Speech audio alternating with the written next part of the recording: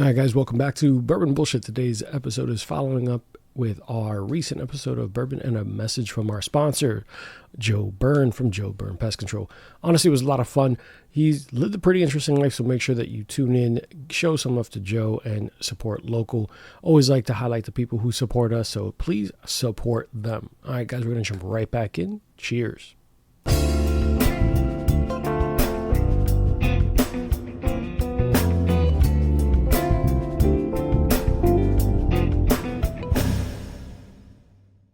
All right, guys, and we are back. So Joe Byrne Pest Control. So you guys have heard me talk about him on every single episode since we have started. This man has supported us from day one. But Joe, this is a family business. Tell me about that. Like, how did you, was this generations? Tell me about the business, where it started, how long has it been going on? My dad actually started doing pest control when I was probably about 5 years old. Okay. And from there, I went to school, went to college. I went to UF. And Gators? Yeah, Gators. And I was actually studying, oddly enough, the LSAT because I was wanting to go to law school. Is what my original plan was. Instead you married a lawyer. Yeah, something completely different than what I'm actually doing. So wait, so you didn't plan on just following the family business? Oh no, because he didn't own his own business. My dad started working for Orkin, and then he went to Terminex, and then he'd worked with a couple other companies like that. At the time, he had a partner. And they were working together, but he just wasn't really happy, obviously, with what was going on. So when I graduated from college, he asked me if I would just come in, help him start up his own business.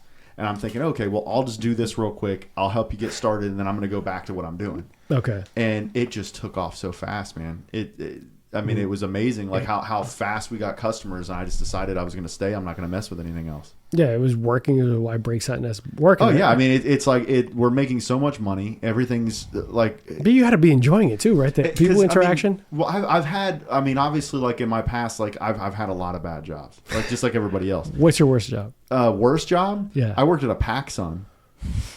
The surfer shop? The surfer shop. Why is that the worst job? I feel like that's more laid back. Because so they have it's corporate, anything corporate. So when it's corporate, they want you to do everything the way that they want. So you have to go knock on the door when people are trying clothes on. I'm not going to do crap like that. So they put me in this store, and they're just like, hey, these are the procedures you have to do. And I was like, fuck all that. I'm just going to do what I want to do. So if somebody wants to try some clothes on, I'd be like, hey, here's the key. Go do your thing. I really didn't give a shit. So you were destined for running your own business from the very beginning, because I did the surf thing for a while, when I was actually building surfboards during college. Yeah. I remember you were talking about that. Yeah, I talked about that on the full frontal. But doing that and the ding repair, at least I was able to work out of a warehouse. I worked on my own time, and I just made commission on whatever I was working on. All right. And so moving into this space where I was actually starting a business, running it from the very beginning, and I had say in everything that happened. I mean, that's just kind of where I needed to be. Was that scary at any point, or was it just this is the best day ever? It's I'm not even being funny. There's weird. A moment there, right? So the moment probably came for me almost a year in, because for the first 3 years that I started the business, because obviously I'm working with my parents took a second mortgage out on their house to start everything. So a giant risk. Yeah, it was a giant, massive risk. So for me, I'm looking at them hey, they're taking the risk on this. So I stopped everything that I was doing, and I worked for 3 years without getting a paycheck. I would get, and this was right after college. Oh shit! So you're already in debt, or were you? Well, luckily, because I worked all the way through college. I'd say when I got out, I only owed maybe $5,000-6,000 or something like that on student loans. All right. But I would, I basically I went back to my bedroom I had when I was a kid. Mm-hmm. And I lived there for 3 years. Wasn't making any money. My dad would throw me $50 here or there so I can go out and have some fun with some friends. Yeah. What age were you? I would have been probably 22, 23. Okay. Something like early 20s. So I have a lot of friends at that time that are, starting their careers. They're making a ton of money, or they're going to graduate school, and doing awesome. And for me, it was just kind of okay, well, I'm going to grind it out. Okay. And I did take that risk at that time. Did you feel at any point fuck, am I making the right choice? Oh yeah, lots of times. I mean, there were a lot of times where I just looked at it and it was just I'm broke as hell, and I work. And I know that seems like an easy question, but I think there's a there are a lot of people who's like, I'm doing this for my family, right, and to build a foundation, right. So fuck the nights drinking, fuck all that other shit, fuck working for the corporate America. There was a large portion of the time because obviously, like I didn't grow up. I went to college in Gainesville, so I got used to partying in Gainesville, doing that stuff. But then the little bit of extra. Oh yeah, but then the partying here, like I never really got used to going downtown Orlando or anything like that because by the time I made it back here, I was spending 18 plus hours a day just working because it was just me and him. My dad didn't know how to turn a computer on. Yeah. So it's like he would call me, like if I'm out in the truck and I was doing like work in the beginning and I'm driving around doing whatever I'm doing, he makes it back before me. I'd call him, say, hey, can you just start the computer up? Because, back then you had to let shit warm up. Yeah. Oh my God, you're right. We are so spoiled by now computers. And I actually know this, oddly enough, is you actually had an actual hard drive instead of the solid states now that just like click right on. Yeah. Know? And Jesus, I remember how internet used to load for like 2 hours. Oh yeah. So I'd have to get him to start stuff up. And back then we didn't even have, it wasn't even like internet. I had like, whatever programs you had were on the computer that you were working on. It wasn't connected to shit.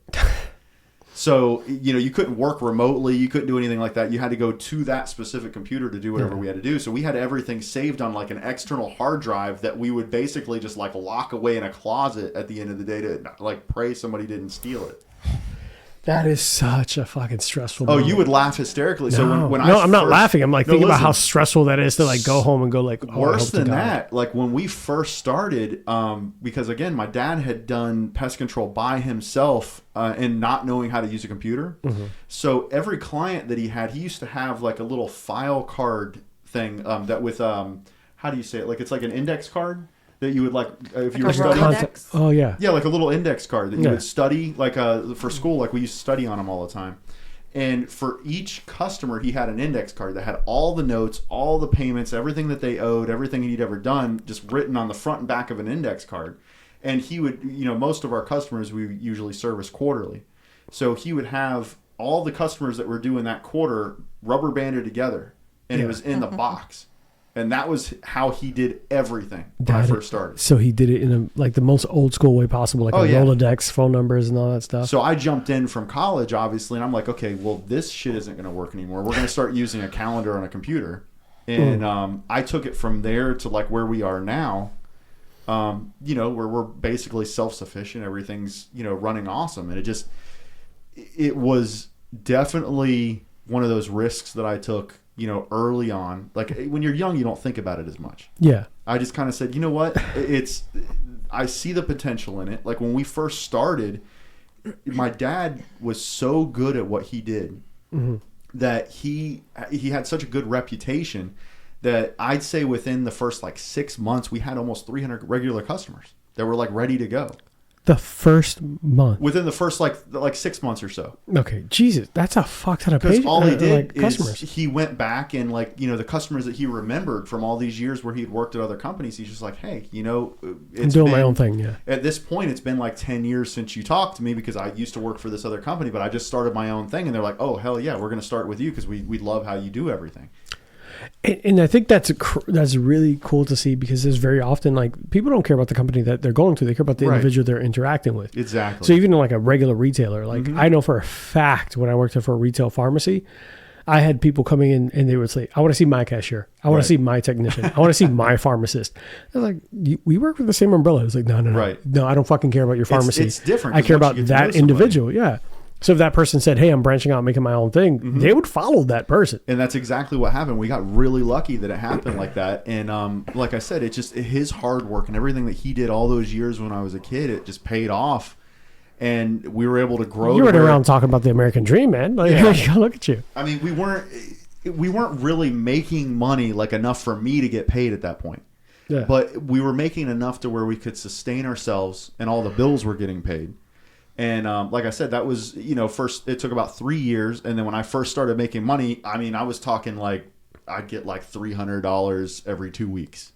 That's still like, so, and I mean, I was, because all the money that we were making, we were just turning around and putting it right back into equipment. We were putting it into trucks. We were putting it into everything else. With 400,000 miles on them. Yeah, hey, you know what? I love it. That's probably where it comes from. You know, really. And there's nothing. And honestly, all jokes aside, there's nothing wrong with that. I want to clarify, like fixing something and making sure it runs forever is commendable. Hey, do what you got to do. Yeah, no, but there are people who just don't take care of shit, and then it breaks down, and it's like, oh, it's fucking 70,000 miles. I got to trade this bitch in. Right. It's like, what?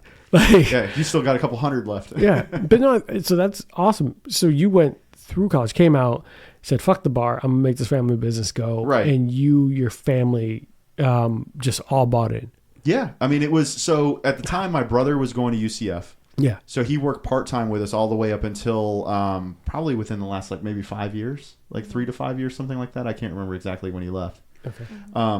But yeah, up until then it was just the four of us. You know, my mom worked a full-time job, and then she would help me with paperwork at night, and I worked out in the truck all day, and then I'd come home and do the paperwork, and we'd basically work until maybe 5:30 in the morning until 11 o'clock at night. Shit. And that was for years. And now you guys are like a strong, well-oiled machine. Yeah, we got there like I said, and that was the key, is not giving up when it got hard. Like I just kept going, kept pushing it, no matter what, I'm going to make this work. That's Joe, you have no idea how big of a deal that is to like a lot of people. There's so many people who would quit the first sign of adversity. I mean, you have to just kind of go through that struggle, and then at this point, not to say you don't have any idea. You obviously have a great idea about that because you found the success at the end. Yeah, and I honestly, saying this, like obviously, I had a really good start. That's what helped. If it wasn't for the work that my dad had put in, like when I was a kid, and growing that relationship, the relationships that he had with all those customers, like leading out, there's no way we could have actually started the way that we did. Yeah. So luckily, because of the time that he put in and the effort that he put in, like working for the other companies, we were able to start the way that we did and took off. And like I said, now, like I say officially, like I technically started working with this like in probably 2006. And I would say officially, like we went on as a company, Burn Pest Control, because we were working under the other umbrella in 2006, like another company. Yeah. But 2008 is when Burn Pest Control started.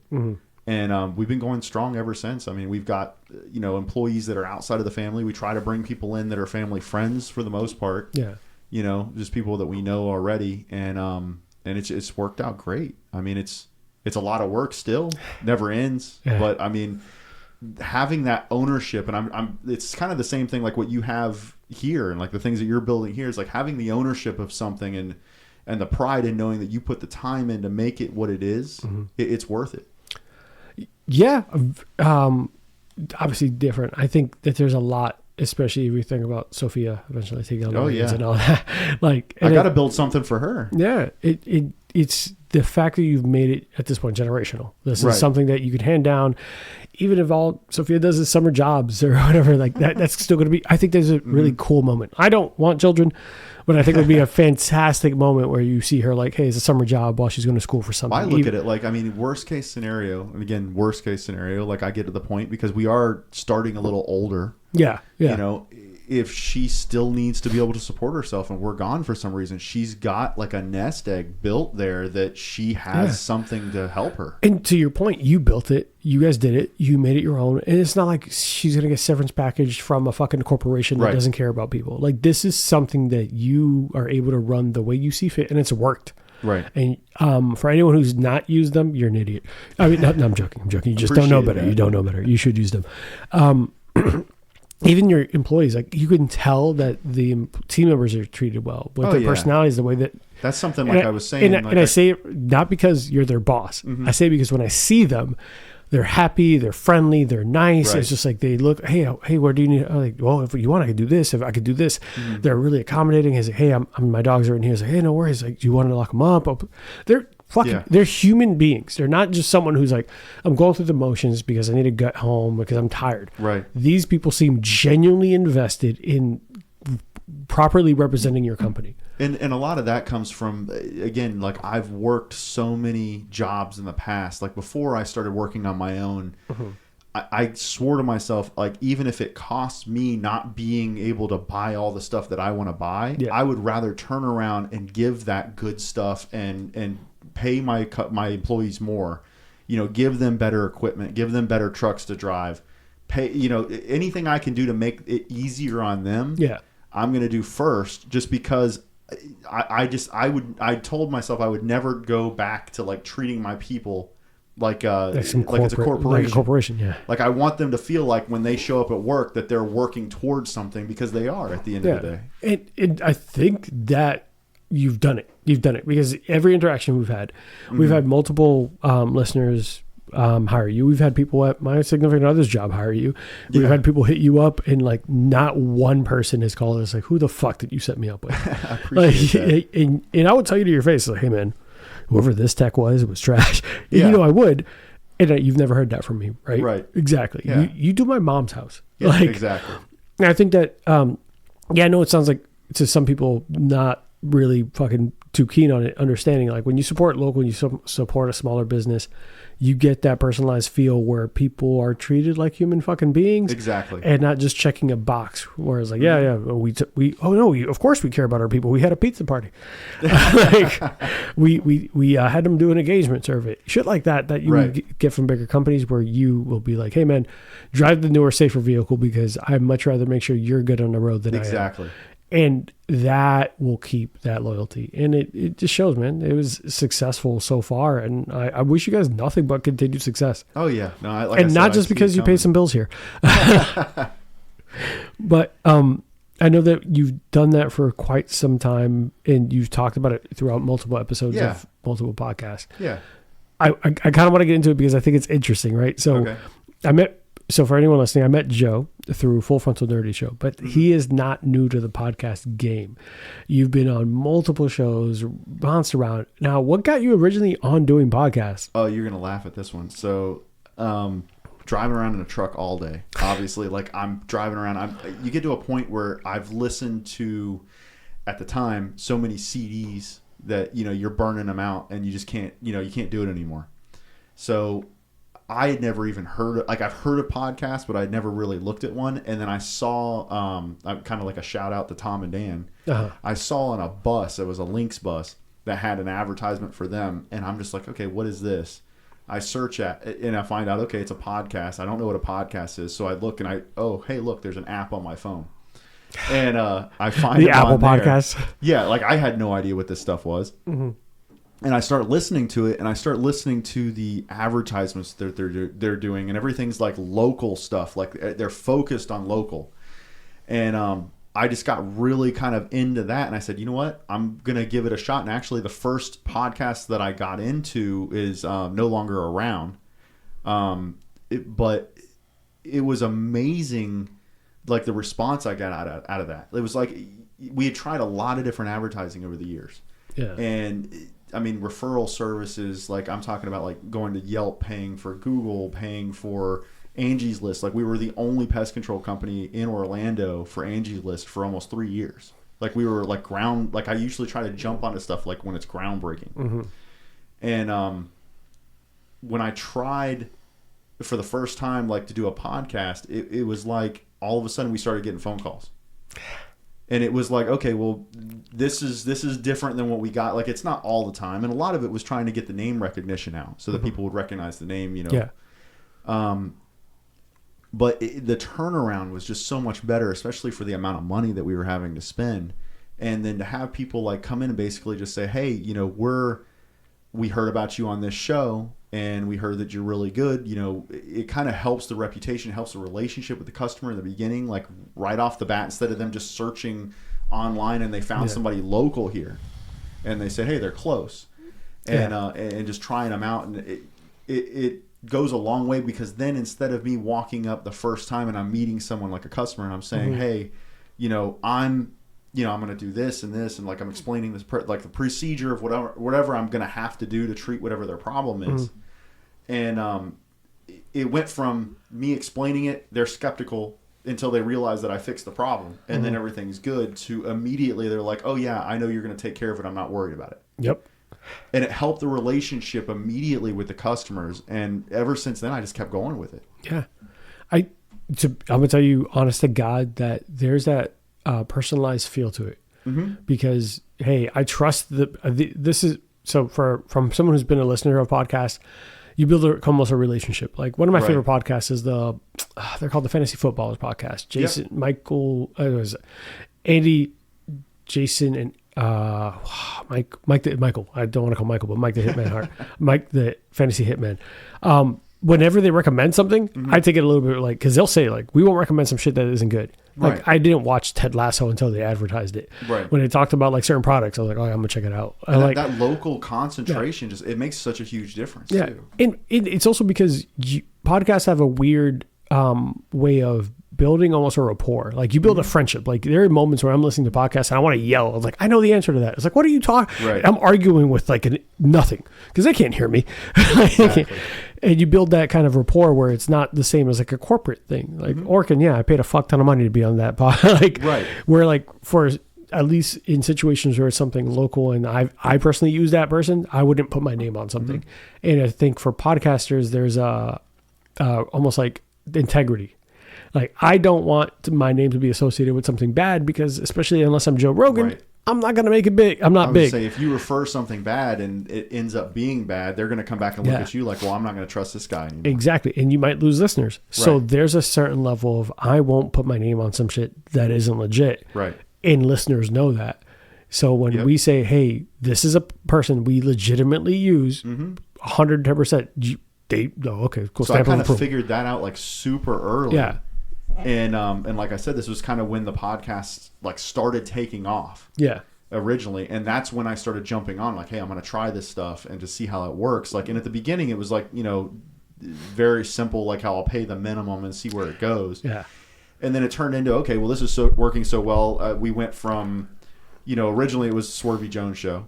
Oh, yeah, I remember them. And then it went to Full Frontal because I met Ken. And it was only because Ken had listened to the Swervy Jones show and he picked me up as a pest control. Like he became a client of mine. Yeah. So then I started advertising with Full Frontal. And then I went from there to Semantics, and then Semantics to Tom and Dan, and then I just started like jumping around to bigger podcasts. And did it continue to flow the And people it in? just continued to grow. I mean, we get like a regular influx of customers just from the podcast stuff. And honestly, like even if for one month I don't make the amount that I put in for the month, the name recognition I get alone is worth the money. Yeah. And that's fair. And I think there's also longevity, right? Right. So let's say, hey, knock on wood, hopefully fingers crossed, we blow up. And it was like Joe Byrne was like one of our sponsors from the get-go. Like that goes with that show. You're almost like betting on a horse. Right. Like, hey, yeah, like, or you also want to support the product that you like. Exactly. So not necessarily betting on a horse, but if you're like, hey, I really enjoy this podcast and I want them to be successful, there's a mutual symbiotic relationship there. Right. And you're an awesome fucking human being. So it helps to be like, yeah, I want to be sponsored by that guy.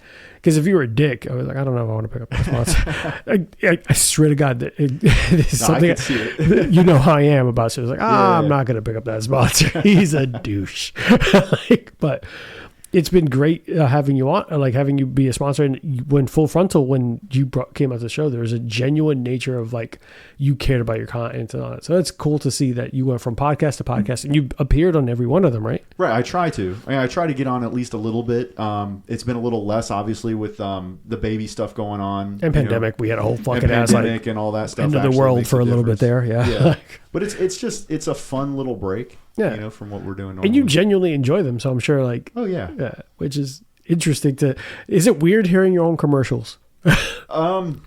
The first couple of times, yeah. Okay. Like I kind of threw me off, and then I get to the point where it's almost like, oh, okay, well, it's just a commercial like every other commercial. Have you ever heard a commercial and be like, no, that's not right? I'm going to call them and say that they got it wrong. Nah, I usually don't care. Oh, And I think that's just one of the better things about me is I usually anything that's wrong, like I might mention it to somebody if it's really wrong, like, hey, don't say that anymore. I'm not giving away free shit.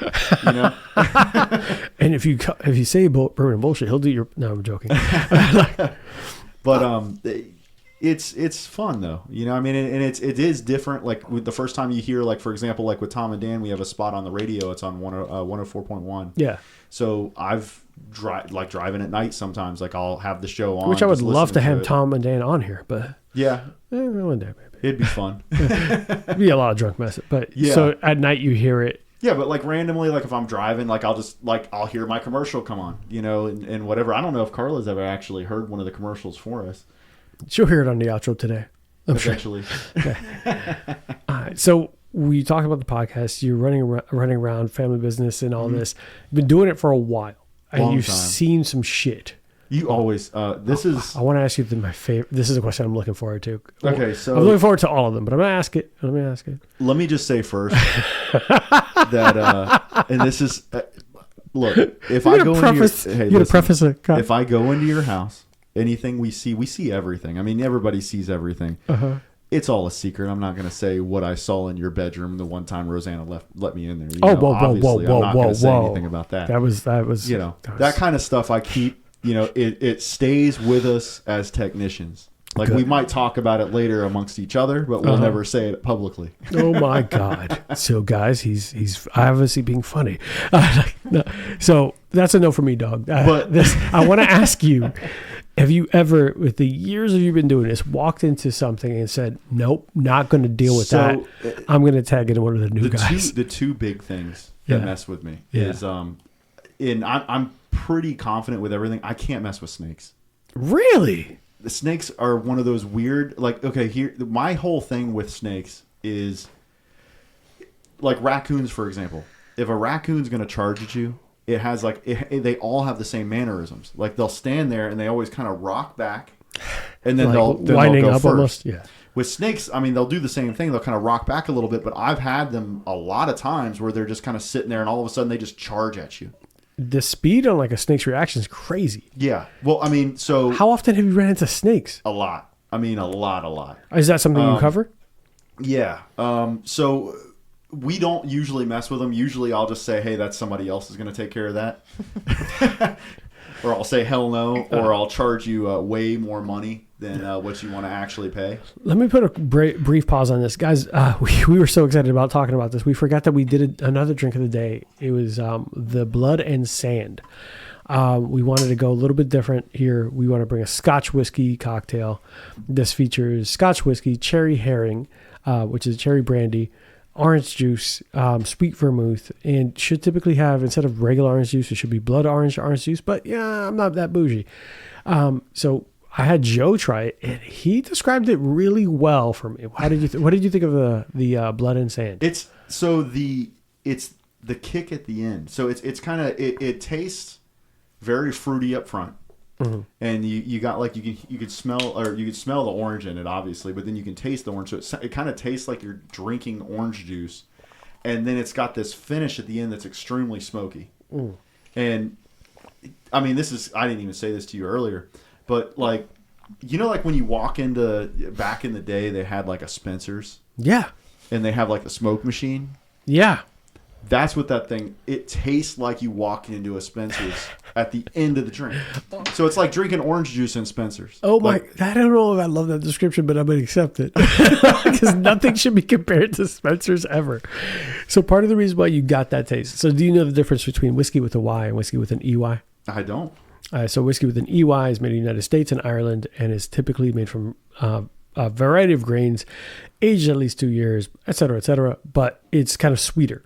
Okay. This, where it's a peated whiskey with a Y, is typically about Scotland, Canada, and Japan, malted barley, and aged at least 3 years, and it's smokier and peatier in flavor. So what you're tasting is kind of the process to make that specific Scottish whiskey with a Y. I mean, it's good. It's definitely good. What we were drinking earlier, I think, was a little better. Yeah, we're nerds here. I'm a nerd here, so I got to tell you the Y and the EY and all that. Hey, no, the more you know. But no, yeah, it's a very different taste, and I want to see, because you admittedly said that these aren't kind of the cocktails you drink. Mm-hmm. So I wanted to give you two different perspectives of something much more American, sweet, good, smooth, and where something's more smoky. So the Blood and Sand is a very old school cocktail. Okay. And not very old school, but an older established cocktail, and it's very unique. Bartenders who make it, I found like 8 different recipes. Wow. So there's very different takes on it. It's been around for a while. Yeah. It's one of those weird ones, like everyone has their own version of an old fashioned.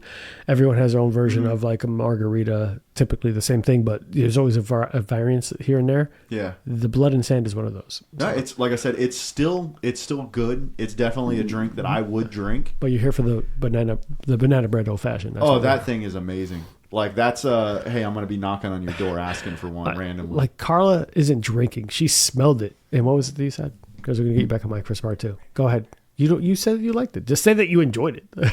Well, I keep constantly wanting to give her, like, every time I drink, because I'm used to this, obviously, up until we found out she's pregnant. I'm used to every time I sip something, it's good. I'm like, hey, try this. Hey, try this. Hey, try this. And I keep wanting to give it to her, and she's just like, no. She's going. She's going. Go ahead. What was the name of the first one? The banana bread old fashioned. Yes, that was the one that I smelled, and I said, I can taste it. That's how good. Yes. It was. And if I get her approval with her heightened senses in pregnancy, I know it's a winner. Exactly. But the blood and sand, you smelled it momentarily. What did you think? I like the first one better. You see, that's fine. That's off a smell. That's off a smell. And what's funny is because of that makes sense. That makes a lot of sense. We're a show about bourbon, right? American, sweeter, kind of much more of a smoother finish. Smoky is an acquired taste. And that's why I don't always feature it, because if you don't like a little bit of smoke at all, you're going to miss out on there's a bunch of bottles I can't bring out. Yeah. Like I said, it's still enjoyable. But not top definitely, tier. Yeah. It's kind of a weird, like kind of what you were saying. It's a weird mix of where you have like super sweet, like juice sweet. Yeah. And then it kind of finishes with that smoky. That citrus up front. I love citrus cocktails. I think we were talking about it earlier. I like orange. I like lime. I like lemon. Yeah. I love all that. I like bitter. I like sour. I love all the weird flavors that a lot of people don't appreciate. Yeah. And I'm not an overly sweet person, so I enjoyed the orange juice right up front. And you're right, that smoke kind of throws you for a turn. Yeah, because it's like I took that first drink, and it was almost a full 5 seconds that you're sitting there, and you just have to actually like wait for it. And it's a 360. Yeah, on flavor 180 on the flavor. It goes from like that sweet to just smoky, like within 2-3 seconds. It's wait, and we both looked at each other. It's like, the fuck was that? Weird. It's like a weird delay on it, man. That made it really an interesting drink. Yeah, interesting, but not one I would do on a regular basis. Yeah, so, good. I agree. Glad you enjoyed it. Sorry, we were so excited to get back and talk about the show. We forgot the fact that we drank a bunch between. Oh yeah. I was like, I really want to know about the shit. We have to record again. Yeah. We spent some time. It's a lot of fun. Joe, we talked about snakes are no for you. You're not snakes going in there. No. Like I mean because I imagine like the creepy crawly crawl spaces and all that doesn't bother you? Well, that's actually what I was going to bring up next. Like, okay. So when I go into a crawl space, which I do almost daily, I'm crawling in, we put a little suit on, and I've got a flashlight. You kind of just shine the flashlight back and forth rapidly a couple of times. Just you put the suit on. Have the glow from eyes, just to make sure there's nothing in there like looking at you. Has there been worst I've ever had, and kind of going back to snakes, is I crawled in. It was probably almost like a 2,600 square foot house. The entire thing has a crawl space, and you're on your belly. I mean, I'm talking like your stomach is on the dirt, and you can feel the bottom of the floor on your back. So there's like no room to really move at all. And I get about halfway through this house, and that is the first time I've ever actually seen what I now call a snake orgy. The fuck? That's exactly what I thought. Did we trademark that term? Okay. Snake orgy. So these things... Brought to you by Joe Bourbon. I mean, I don't know how many snakes were in it. Yeah. I have no idea. I just know that they were in a ball that was roughly the size of like a soccer ball, rolling around like crazy underneath this house. I don't want to Google snake orgy because I want to see what it looks like. But like, you don't want that on your search history. Yeah, that's fine. I don't want my FBI agent being like, Arthur, what are you doing? So I'm like down in this house, and I'm looking. I'm like, what in the hell is that moving around? I get the light on it. I still can't even see because it's probably a good like 30 feet away from me. And I'm trying to figure out what it is. It's just moving around. And all of a sudden the whole ball just drops to the floor, goes flat, and all the snakes go in just opposite directions. And I'm stuck, pinned with this thing on my back. It was like a coordinated attack. Oh, I turned. You've never like, it was like doing the snake dance out of the damn crawl space as fast as I could go. I mean, I was like, I was swimming through sand. As we drink the blood and sand. Oh my God, that had to be frightening. That was. There was two times I've ever been that scared. It's like the boulder from Indiana Jones chasing you, but it's snakes. That's just fucking awful. And you're on your belly and you can't get up. Jesus, I'm not the smallest guy either. I can't imagine like the mobility.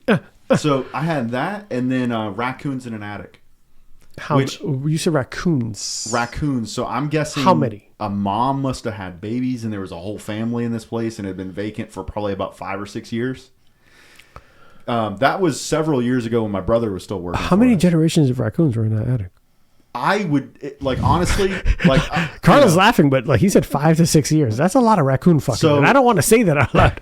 It's just a lot of raccoon fornication. At the time, my brother's a lot bigger than I am. I love that both of you. At the time, I was in a lot better shape. So I'm always the one that I was smaller, so I'm going into the attics. Yeah, like all the weird spots. So I jump into this attic. I start looking around, and I start hearing some like random hissing, like every direction. I'm like, okay, well, what's going on? Like, what's here? I knew there had to be some. Like, I was guessing raccoons, but I didn't know how many there were. Then all of a sudden, it's just I start seeing the little faces pop out in every freaking direction. Okay, and this was like attic access, small little square cut out in the drywall ceiling of a master.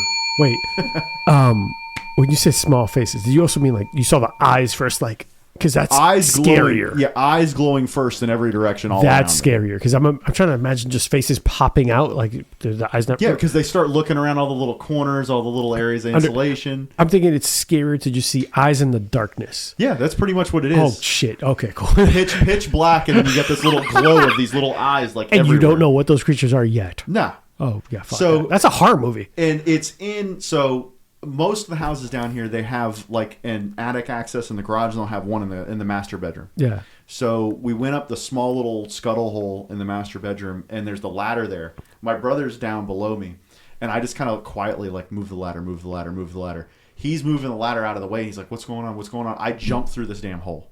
Like it was either because they started like running at me, kind of all at the same time.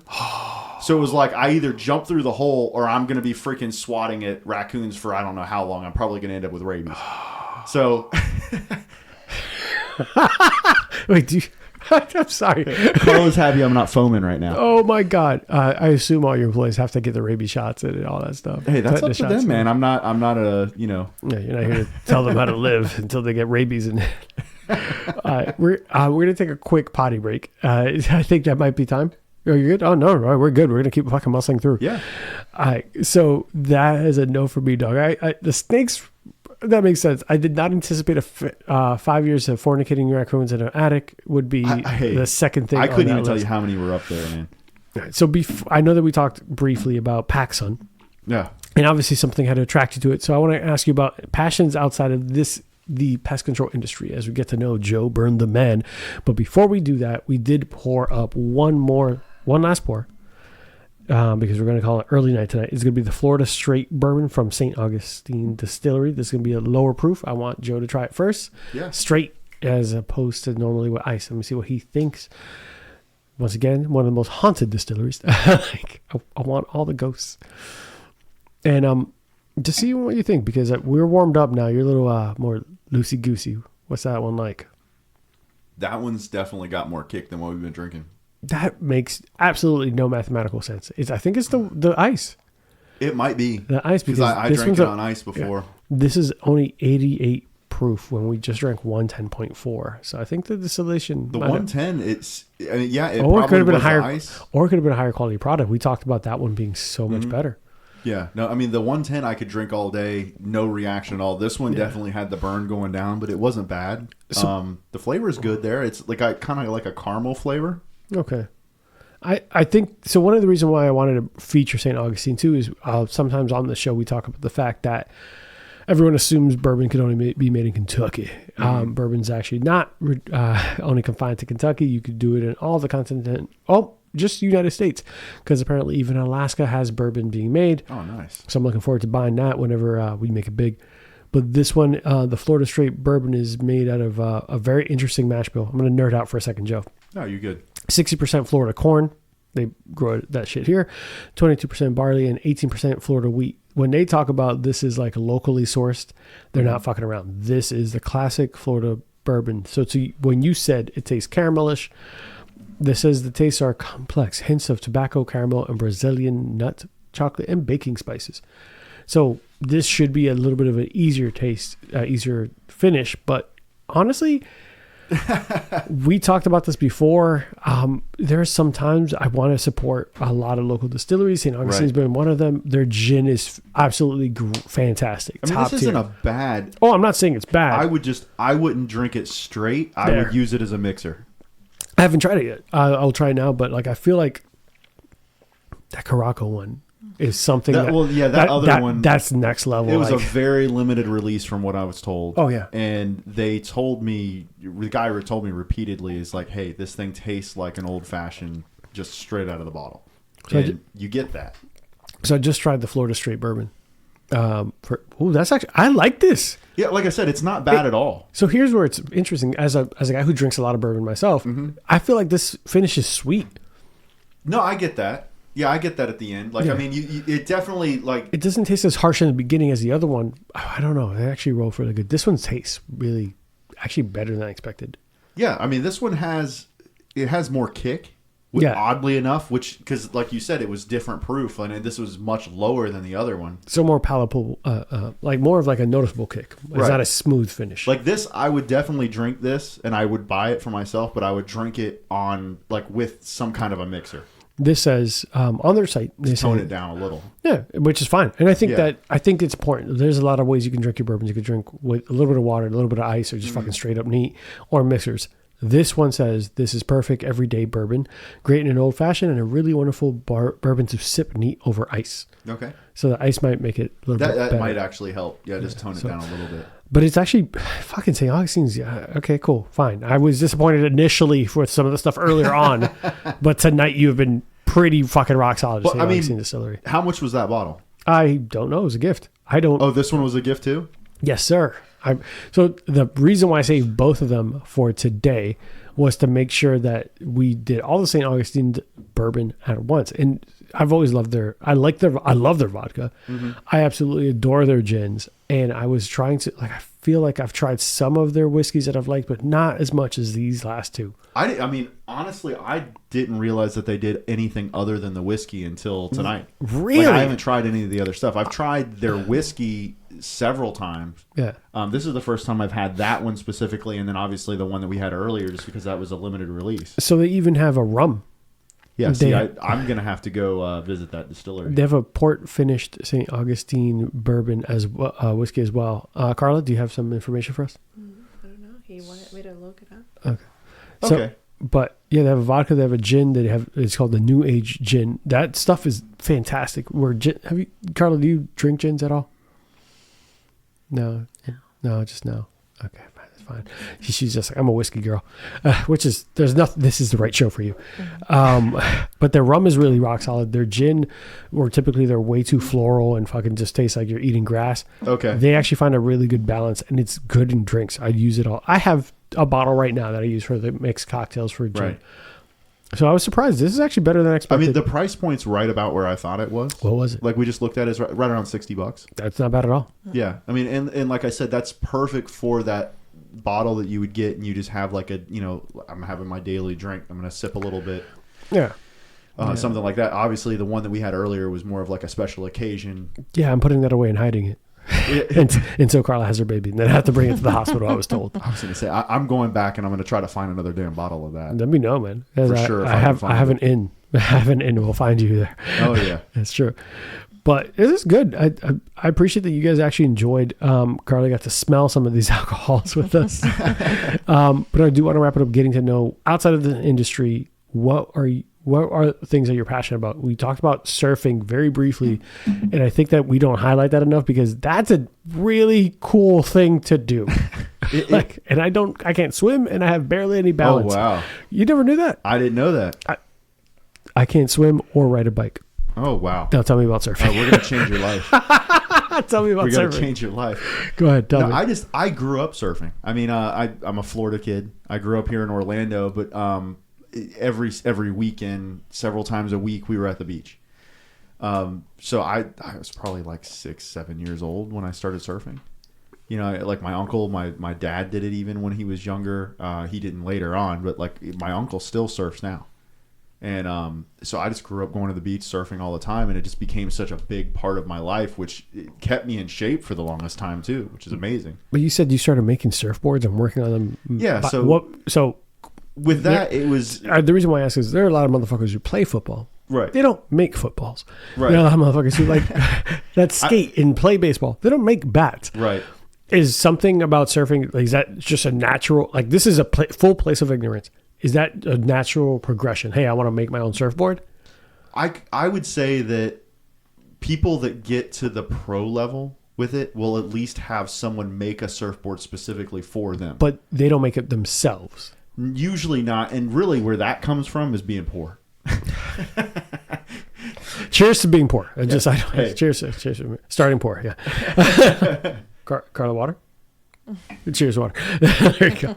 Cheers to starting poor. I mean, the pros will have somebody actually tailor build a surfboard for their body. So they'll go based off of arm length, like leg height, your total weight that shows like the thickness of the board. And then depending on how you actually ride, the rail sizes, the thickness or width of the tail makes a massive difference. The tip, actually messing with the nose of the board. If you have one that's a little bit wider, it's going to float through sections of where it goes a little soft or a little slow on the wave. Mm-hmm. Whereas if you're riding mostly like really steep, like fast waves, you want like a sharper point on the nose and you want more, a curve at the front, to kind of keep the nose out, just to kind of simplify. And so you got into it, you started doing it. I got to the point where I got good enough to where none of the boards that I could afford to buy were going to actually let me do what I wanted to do.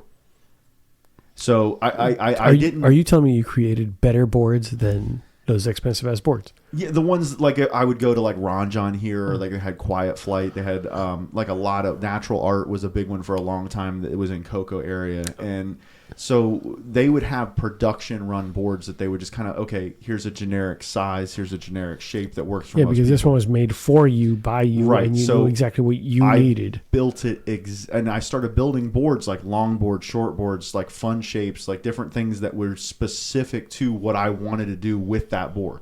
That's fucking fantastic.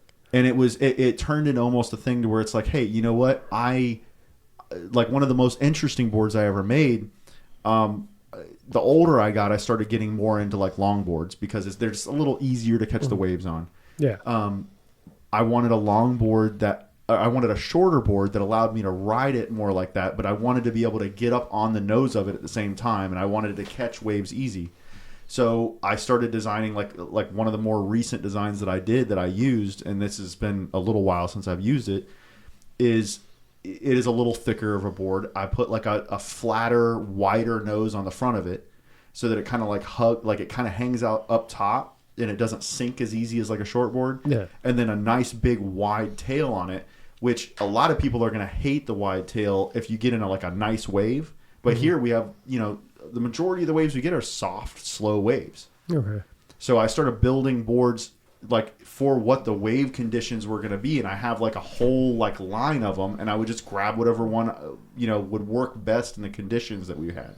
Now, when you started doing this, I'm sure your peers might have seen, hey, he's making custom boards. Were you like commissioned? Did anyone hit you up? I learned from, so again, like I said, my uncle's been doing it my entire life. Yeah. Like surfing. And he had a friend of his that was making custom boards, and he worked for a local board like builder. Okay. And I basically went to him and I was like, hey, show me how to do this. And he goes through, shows me how to make one board, and then from there I just kind of took off and started doing it on my own.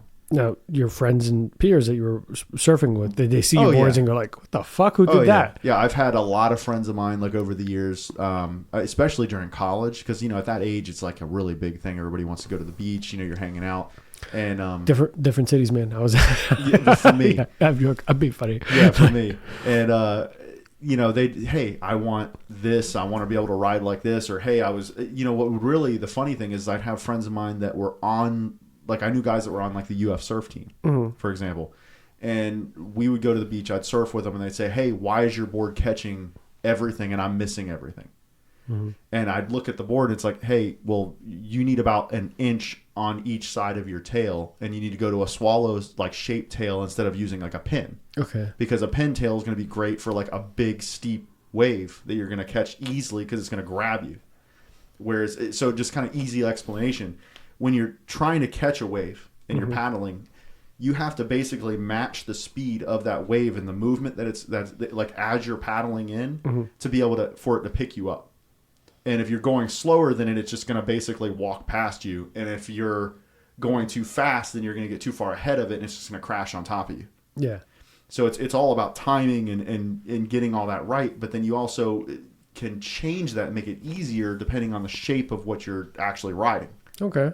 So if you've got a board that's a little fatter, it's kind of gives it more surface area for the wave when it's coming to pick up. That's like fair. If yeah. you kind of think about it like that. And then you got the shape of the tail, for example. Like if it's the shape, like a swallowtail is the shape of a W. Mm-hmm.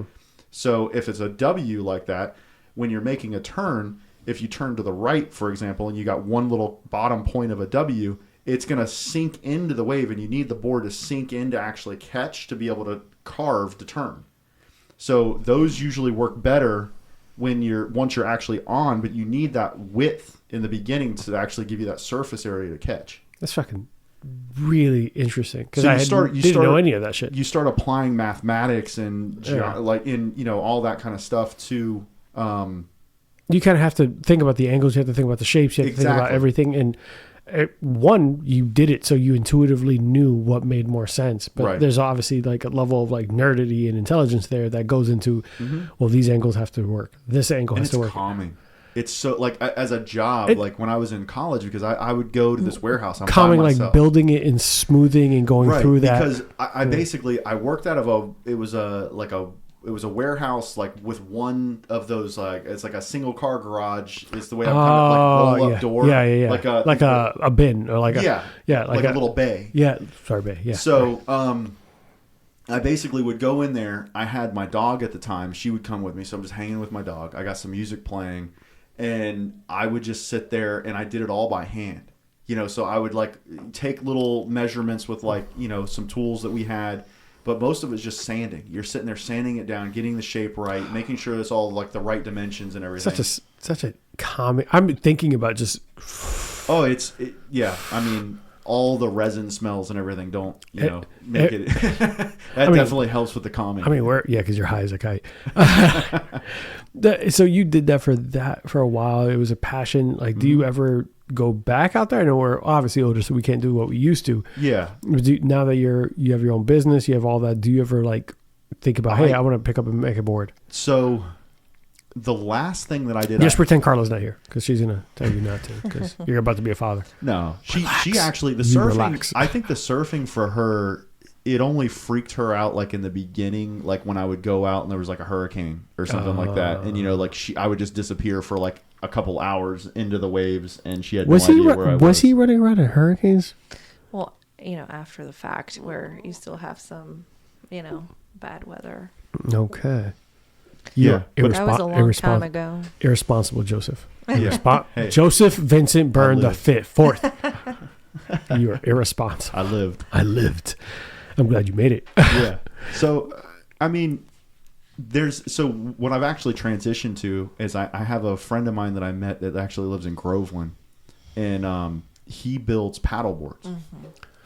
Oh, okay. Obviously, with me being, I've gained some weight over the years, it's a little harder for me to get on the boards that I still have. Like, eventually, I'm hoping to get back down to where I'm using those again. Yeah. But in the meantime, instead of, like, I think it's just that nature in me to where I got so used to designing my own boards and knowing what I wanted that when I decided, hey, you know what, I'm going to try paddleboarding because the board's a little bit bigger. I get a paddle. It's going to be easier to catch waves with it and everything instead of messing with, like, these smaller surfboards. Yeah.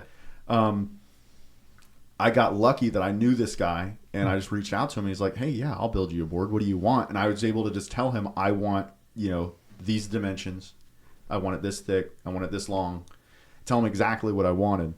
And he actually made a pair. And I had him make one for me and one for Carla. And they have, like, our names inscribed on them and everything. That is so fucking badass. Yeah.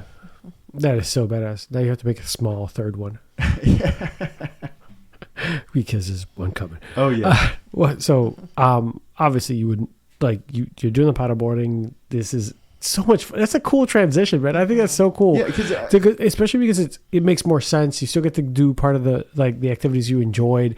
It's safer. And you get to do it with Carla. It's a couples thing. So now it's turned into. Well, when I do my paddleboarding, she usually sits on the beach. Now, like we do the lakes together. But the intention was there. The intention was. It was. Well, we do the lake. We do the lakes and the calm water together. But I actually designed mine because I wanted, being a bigger guy now, I wanted to be able to ride the waves just like I used to. Yeah. But the calm water, that's a perfect date day too. That's like hey, we're gonna go and have nice and romantic with the gators.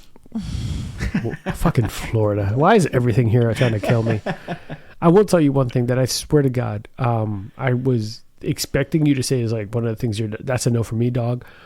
Is when I moved here to Florida, everyone told me about brown recluses and how like they were just gonna bite me and there was gonna be a hole in my body.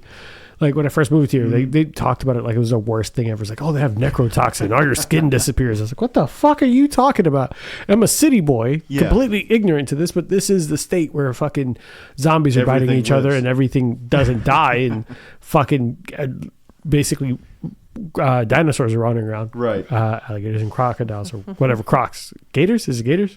Alligators. We have. Yeah, it's gators. Yeah. Like that. When I first moved here, that's when I was like, oh, when you told me about those kind of spiders, I sure as shit thought that you were going to tell me like black widows or something. Snakes did not come to my head, but that makes sense for Florida. Yeah. Fucking Florida. Yeah, spiders are easy, man. What? Yeah, spiders, honestly, spiders, ants, roaches. I mean, You've been in some houses. I've been in some houses that if I showed you, because I've got videos of some of it. Don't show me that. I mean, I got to eat after this. It'd be like a nightmare for you. I mean, like it's like a horror movie with the amount of roaches coming out of places when I'm doing like a fumigation or something like that. I get fucking palmetto bugs and I'm like, oh, Joe. Yeah. I need to talk to you. Yeah, we're talking about like the same ones actually you would have in the city. Like the German roaches, the small little skinny ones. Oh, no. Thousands at a time, everything running out of cabinets. Oh, we're going to have a separate conversation about how you handle that. Oh, yeah. But I know the missus is getting sleepy. I've seen her yawn a couple times. It's about that time. Don't. I saw you. It's fine. Guys, we're going to wrap up. Joe, I am so happy to finally have you on. I've been trying to lock you in for months. And then you were preemptive on this. Look at you, not paying attention to your calendar. Hey, I'm ready to do it again. It's going to be so much fun. I would love as long as you feed me those drinks. Oh, we have better drinks. We have better drinks than ones from my menu, not from St. Augustine. Hey, menu. I'm ready. So when we get you back on. So Joe, obviously you're about to get an outro commercial, but where can people find you? Like what any messages for anyone listening? Yeah. I mean, it's first off, it is termite season right now because it's warming back up. So is that the season? Oh yeah, it's all temperature. Why did my voice go up? Was that the season? It's all temperature based. But I think I got nervous. So should I be spraying for termites? Is that what no, you're good, man. I got you. Yeah. See.